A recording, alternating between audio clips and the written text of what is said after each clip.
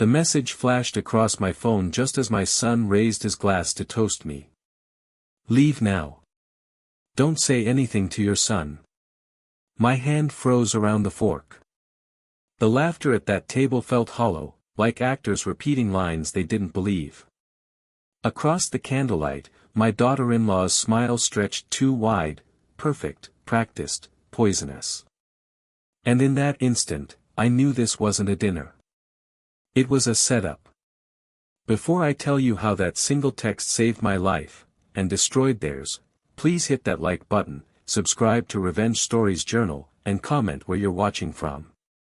Because what you're about to hear is a story of betrayal, silence, and a revenge so precise it left an entire family speechless. I am David Martin. 62 years old. Widower. Builder by trade. Father by choice and habit. When my wife died 8 years ago, I thought the worst pain of my life had already passed. I was wrong. Jason, my only child, had invited me over to celebrate the new house. He said he missed his old man. I wanted to believe him. I needed to. The table was beautiful, wine breathing, candles soft, music humming like memory. Brenda, his wife, directed every movement with the precision of someone running a show. She called me Dad in that sugary voice that never warmed the air. I told myself not to judge her. She had grown up different, silk sheets and silver spoons, while I'd spent decades with calloused hands and sawdust in my hair. Maybe she just didn't know how to love simply. Then my phone vibrated again. Leave now. Don't say anything to your son.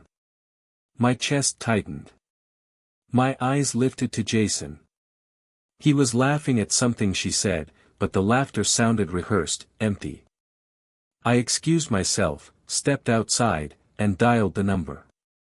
A woman answered, whisper shaking. Mr. Martin, please don't go back inside. They're planning something. They forged documents.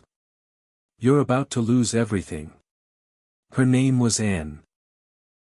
A nurse at the clinic Jason had taken me to 2 months ago for routine tests. She said she'd overheard Brenda bragging on the phone about how easy it was to declare him unfit. They'd already prepared medical files, she said, false reports of dementia, medication logs, signatures that weren't mine. My knees went weak.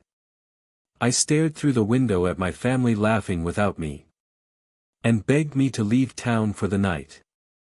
I thanked her but said no. You don't run from betrayal. You confront it when it least expects you. I slipped my phone back in my pocket, walked inside, and raised my glass with a smile.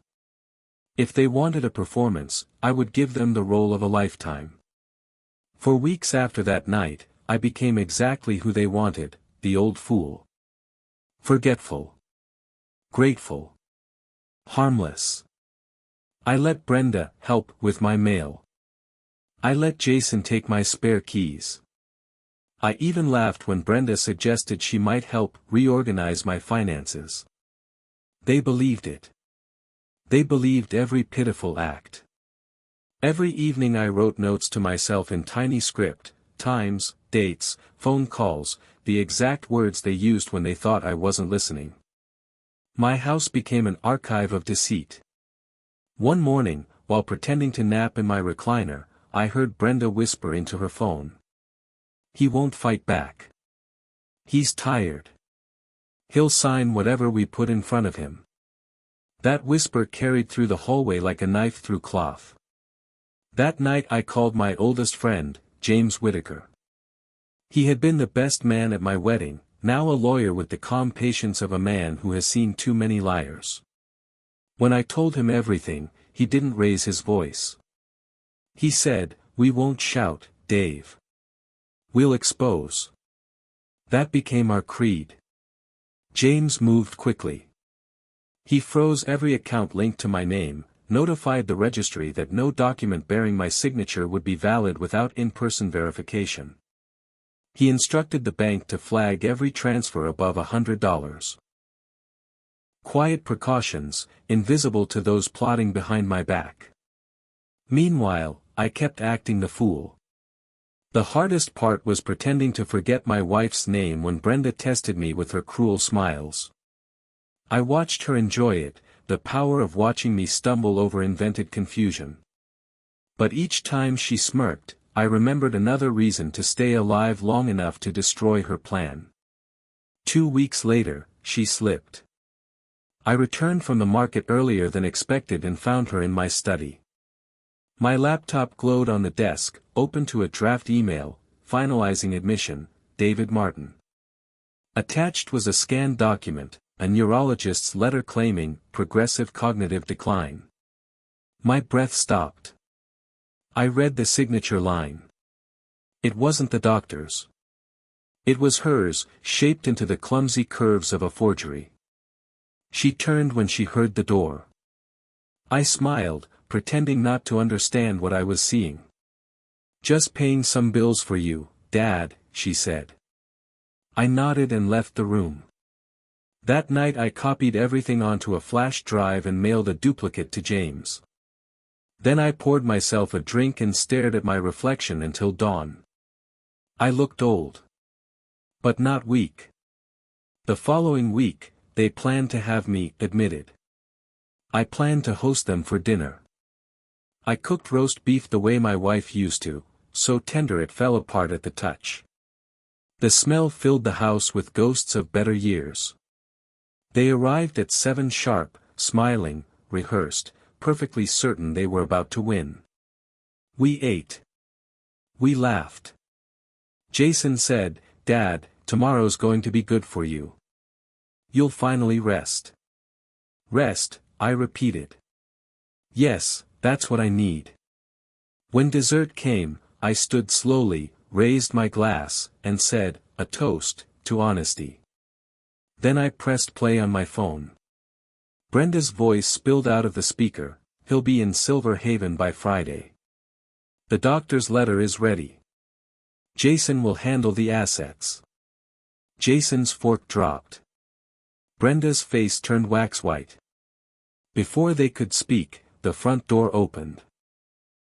James Whitaker entered with 2 police officers and a folder thick with evidence. I didn't raise my voice. You should never have mistaken silence for weakness. The officers placed documents on the table, each one proof of what they'd done. Forged medical forms. Bank transfers to an account under Brenda's maiden name. Jason's authorization signatures. Brenda burst into tears. Jason looked at me like a boy who'd broken something he couldn't fix. When the officers led them out, Brenda screamed, "We were just trying to protect you." I said, "Then you should have protected your own souls first." That was the last time my house smelled of wine. The next morning their faces filled the news feed. Successful couple charged with elder fraud and forgery. Friends vanished. Their employers suspended them. Church members whispered their prayers with disgust. I sat on my porch with coffee, watching the sunrise.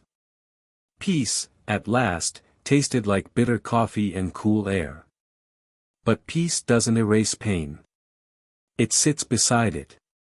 During the trial I sat behind them and listened as lawyers traded words like blades. Brenda cried for sympathy. Jason avoided my eyes. Anne, the nurse who had saved me, testified. Her voice shook, but her truth didn't. She told the court exactly what she'd heard that day in the hallway. The forged documents were analyzed by experts. Every signature proved false. Every lie confirmed. The judge called it a deliberate betrayal of trust. Probation. Restitution. Public record. Their empire collapsed overnight. Yet when I walked out of that courtroom, I didn't feel triumph. I felt hollow. Because revenge never replaces love, it only shows what love should have protected. Weeks passed. My neighbors greeted me with quiet respect. Some avoided me, not sure which side of the story to believe. But truth has a way of outlasting gossip. Jason sent me a letter. It was short. I was wrong, Dad. Brenda poisoned me with greed. I don't ask forgiveness. I just want you to know I see it now. I folded the paper and slid it behind my wife's photo. At night I still heard her voice telling me to forgive. But forgiveness is a luxury for those who haven't been betrayed by their own blood. Months later, Jason came to the house. He looked smaller, thinner, like life had sanded him down. He asked to sit. I let him. He said, I lost everything. I answered, no, you gave it away. He cried. I didn't. The part of me that could cry for him had died the moment I saw my forged signature on that letter. He left without asking for money. He only said, take care of yourself. When the door closed, I sat there for an hour, staring at the empty chair. That's when the anger came, not the hot rage of betrayal but the cold fury that lives in your bones. I had survived my own son. That's a sentence no father should ever have to say. He never came back after that. The house became too quiet. The silence was thick, like the air before a thunderstorm that never ends. Every creak of the floorboards reminded me of footsteps that used to run through these halls, the sound of a boy yelling, "Dad," and slamming doors. Now there was only wind and memory. Sometimes I'd sit in the living room with the lights off and replay old home videos. Jason at 10 years old, missing his front tooth, waving a toy hammer beside me on the job site. Brenda standing behind the camera laughing, back when her laugh was still real. I'd pause the footage at the moment he looked up at me. The eyes of a child who trusted his father. The same eyes that couldn't meet mine in court. It's strange how pain and nostalgia can live in the same breath. You can love someone even while wishing you'd never met them. You can long for a moment and still hate everything it became. The world moved on without me. Neighbors stopped asking questions. The newspapers stopped calling. People found new scandals to feed on. But inside, I was still standing in that dining room, still hearing that text buzz, still tasting betrayal on my tongue. I tried therapy. The counselor said, you have to forgive to move forward. I told her, I'm too old to move forward. I just want to sit where I can see who's behind me. She didn't understand that forgiveness wasn't a door for me. It was a cliff.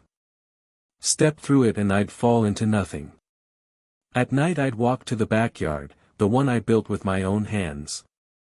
Every plank, every nail was mine. I'd run my fingers along the wood and think about the years I spent teaching Jason how to measure, how to square corners, how to be patient. I thought I was teaching him craftsmanship. Maybe all I taught him was how to hide precision inside cruelty. And called sometimes. She said she was starting a volunteer group for seniors who'd been taken advantage of by their families. She asked if I'd help. I said yes, though I didn't know what help I could offer except the story of how I survived. The first meeting was small, 3 men and 2 women, all in their 60s or 70s. Every story was a different version of mine, children stealing deeds, caregivers forging wills, nephews emptying savings accounts. I listened to them and realized betrayal sounds the same in every voice. There's a tremble that never leaves. When it was my turn, I said, they wanted me gone. So I stayed. They wanted me silent. So I documented everything. They wanted me weak. So I waited. Patience is the last weapon they don't expect you to have. After the meeting, one of the men hugged me. He said, you gave me courage. I didn't feel like a hero. I just felt tired. But maybe that's what survival really is, the exhaustion of not being dead. A few months later, the nonprofit became an actual organization. We met with lawyers, social workers, even police. My story helped pass a local ordinance for stricter oversight on elder power of attorney cases. That was the kind of justice that didn't make headlines but changed lives quietly. Still, nights were the hardest. I'd sit by the window, stare at the empty street, and feel that slow ache build again. Sometimes anger feels like companionship, it keeps you warm. But it also keeps you alone. One evening, I found a small envelope under my door. No return address. Inside was a photograph. Brenda, sitting on a park bench in another state, holding a baby. Jason beside her. They looked ordinary. Not happy. Not broken. Just existing. On the back, in Jason's handwriting, "We're trying to do better. I hope one day you'll meet your granddaughter." I didn't cry. I didn't smile. I just stared at it until the edges blurred. Then I set it down on the mantel, right beside my wife's picture. That night I dreamed of her for the first time in years. She didn't speak. She just looked at me, touched my cheek, and nodded, as if to say, "It's done." When I woke up, the house felt different. The air lighter. Maybe the anger had burned itself out during the night. Or maybe it had simply learned how to live beside me without screaming. Weeks later, and stopped by to drop off documents for the foundation. She looked around the house and said, "You've kept everything so neat." I said, "It's easier to clean when you stop expecting visitors." She smiled sadly. "You know, you can start again. Some people deserve to see your good days, too." Her kindness startled me. I realized I hadn't heard genuine warmth in years. After she left, I sat in my workshop for hours, touching the old tools, the wood, the things that had never betrayed me. That's when I decided to build something new. I built a bench. Simple oak, smooth edges, no nails visible. I carved one sentence under the seat: "Truth waits longer than lies last." I placed that bench on the front porch. Every morning I sat there with coffee, watching the street where Jason once rode his bike. Sometimes the mailman waved. Sometimes neighbors stopped to say hello. Life resumed its quiet rhythm. Then, one autumn morning, a car stopped by the gate. A woman stepped out. She was young, early 20s, with Jason's eyes and Brenda's mouth. She hesitated, clutching a small envelope. "Mr. Martin," she said. I nodded. "I'm Emily. Your granddaughter." The air went still. My throat burned. She handed me the envelope. Inside was a letter from Jason. Short. Honest. "I've spent years trying to fix what I broke. Emily insisted on finding you. I hope you'll let her visit sometimes. I'm sorry for everything." I looked at the girl. She was trembling, waiting for my reaction. "Do you drink coffee?" I asked. She smiled, relief flooding her face. "Yes, sir." We sat on the bench. She told me about school, about how her parents worked at a small construction business now, how they'd moved away from the city to start again. She said her dad never stopped talking about me, even when it hurt. I listened quietly. For the first time in years, I felt something like peace sneaking into my chest. Not forgiveness, not yet, but the possibility of it. When she left, she hugged me. Her hair smelled like sawdust and shampoo, the scent of my son's childhood. After she drove away, I sat on the bench until the sun disappeared. The world around me was quiet, but inside I heard my wife's voice again: "You did what you had to. Now live." I still get angry sometimes. Rage doesn't vanish, it settles. It hides in the corners of your ribs, waiting for certain memories. But I've learned to breathe through it. To let it burn without burning me. Sometimes at night I whisper the story to the dark, not because I want to relive it, but because I want the walls to remember what patience can do. They tried to end me. But they taught me endurance. They taught me how to wield silence like a blade. And when the blade finally cut, it was so clean they didn't even know they were bleeding until they looked down. Now I tell my story so no one else forgets what betrayal feels like. Because every time someone hears it, another father somewhere might decide not to give up. And when people ask if revenge made me happy, I say no. Revenge doesn't make you happy, it makes you free.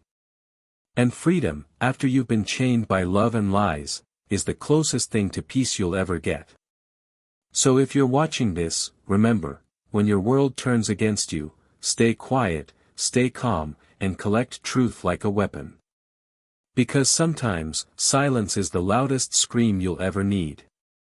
Before I end this, don't forget to hit that like button, subscribe to Revenge Stories Journal, and tell me where you're watching from. Because somewhere out there, another father is about to get the same message I did. Leave now. Don't say anything to your son. And when he does, maybe he'll listen.